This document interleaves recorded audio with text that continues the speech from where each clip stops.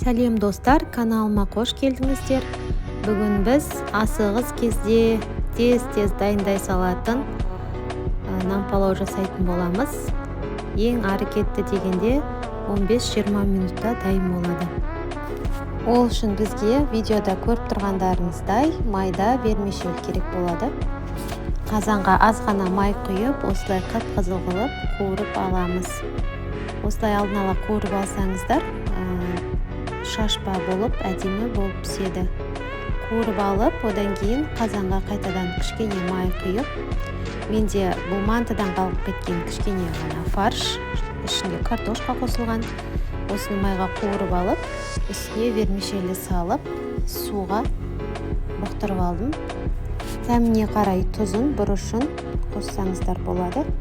Мінекей әдемі болып шығады. Ал сіздерге ас болсын.